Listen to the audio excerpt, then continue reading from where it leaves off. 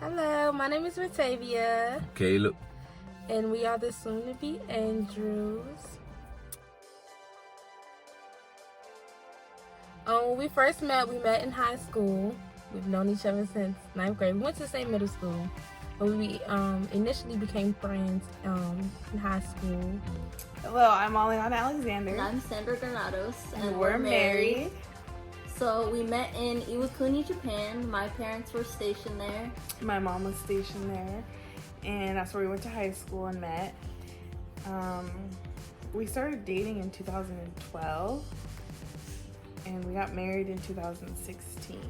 The first thing I noticed about Caleb was like how annoying he was. And also like how like big of a leader he was. Something that stuck out to me about Ratavia is how expressive she was and how energetic and fun she was to be around.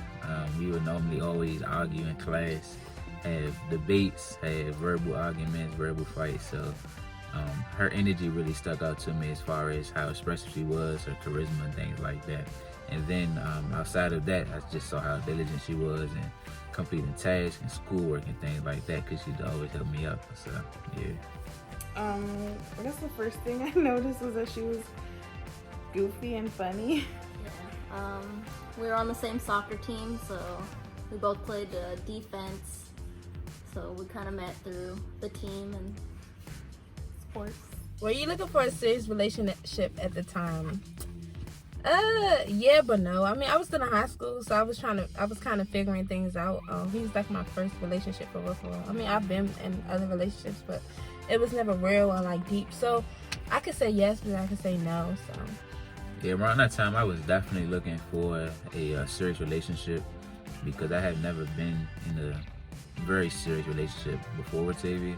And also during that time, I had recently given my life to Christ, so I was looking to date in order to marry, and not just a date to have fun. So my desires and my goals changed for actually getting into a relationship so that we can pursue marriage. wow. I was not looking for a serious relationship. Me either. I mean, we were in high school. So. Yeah. We do have kids, or we have a daughter. She's 5 months old now. Did you ever think you were too young? I didn't think we were too young. I mean, people form relationships no matter the age, so. Just depends on, I don't know, maturity. I don't know.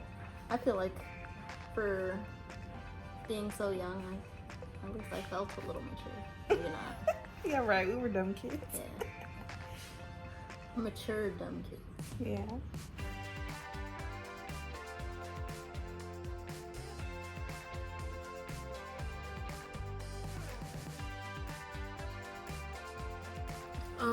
Have there ever been any doubts? Sure, I've had doubts. It's not like we knew we were gonna be married or together for a long time.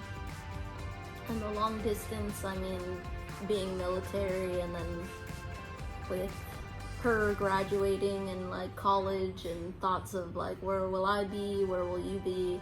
That was always hard because we didn't know, when's the next time we're gonna see each other. For me, there's never been any doubts because I trusted Caleb for like a long time. But when we like went through our stuff, of course you're gonna have doubts like, is it gonna work out? Especially like in the beginning stage when you're in high school, you're young and like you go through different loopholes or mishaps. Because a lot of people will tell you just, oh, leave the person alone, they're not meant for you. They never really give you advice because they feel like you're young and it's just a normal thing in society for you to go through the I forgot what's the stage called, like the happy stage, and then boom, the reality hit, and then boom, you break up. But so I was kind of doubtful in the beginning, but like now, like after we had broke up our first semester at college, and then we got back together and we were trying to pursue marriage, I never doubted it ever since. Like I would say things, but it wasn't really real. I never doubted my relationship. So when I was younger, being in a long-term relationship wasn't expected. And yeah, it was acceptable at a young age. I guess I don't know, I didn't really tell my entire family, so.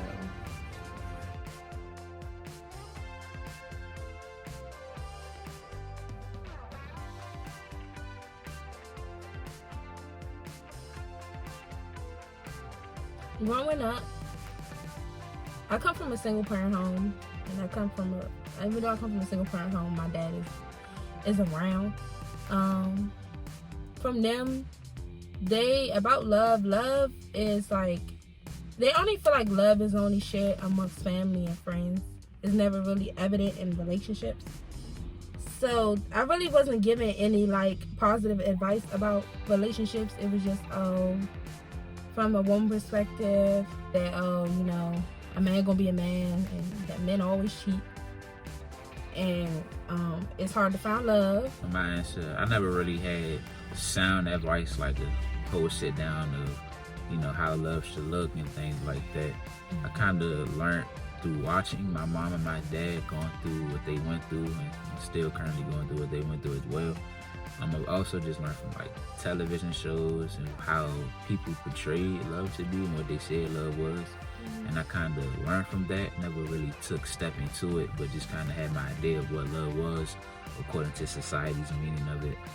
But now I understand, what love is according to God's word and what God says about love versus what society says about love. So What do you wish you would have known about young love before committing? of how much you have to sacrifice. Not saying you got to give your whole life up and things like that, but you have to be willing to put the other person's interests above your own interests.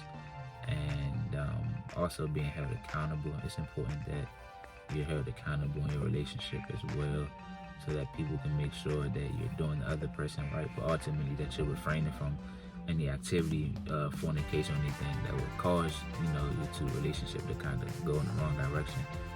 What's the best part about marrying your high school sweetheart? The best part about marrying high school is so much history. Like, there's so much history before we even got into the relationship. Like, we had I don't know if it was a friendship or what, but it was something there. It was, in my head, it was friendship. I don't know about him. I promise you, he don't think it was a friendship. He think that we was just rivalry. In my heart, I see you as a friend because I don't talk to people if I don't see you as a friend, honestly. But what is the best part about marrying your high school sweetheart? The best part is that you know this person. You can trust this person. You can appreciate the different qualities and the different things you've seen. Like, the best part about marrying my high school sweetheart, which is Caleb, is that I've seen a difference and a change in his life. I've seen new cycles. I've seen like new opportunities thrown his way. I've seen him grow in different forms. I've seen him be the man that I wanted him to be, but did not know I wanted that for myself. Like, getting to see how much she's changed. It's just crazy. I like that, she knows me very, very well. Like, we know each other very, very well. We're comfortable with each other, but we can also still have fun together and surprise each other. And we just always have a good time. What is your advice to high school couples today? I guess my advice is to take your time and not rush into things. Like, if you're dating, then just date. Like, if you want to get married, you don't have to do it right away. You can still, date. If you know you're going to be with this person for a long time, there's no rush in getting married and stuff like that. So, looking back now, I will say to wait it out. I think that was the biggest downfall me and Caleb faced it in our relationship, was rushing into things that we wasn't fully prepared for and wasn't like ordained for our relationship. And most of all, to build your foundation on something. Don't go in a relationship empty or without an understanding of where it's going.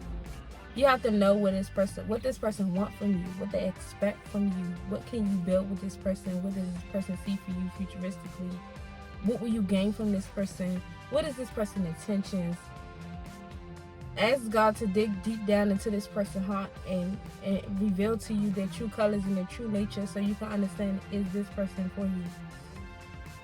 Find things that you like that are just yours, because you know you spend so much time with your significant other, and then you guys end up doing the same things all the time and being together all the time. But if you just find something that makes you happy apart from what you guys do together all the time, it's kind of like having your own peace, I guess. So I think that being with your high school sweetheart is a blessing. Mm-hmm. It's a blessing. It's a curse too, because like, Ain't no curse, man. It's a blessing. it's a blessing because like, so no, it's not a curse, y'all. It's just a blessing because like, you know that y'all been through a whole ups and downs, and no matter what, y'all just keep picking up that good time and keep running.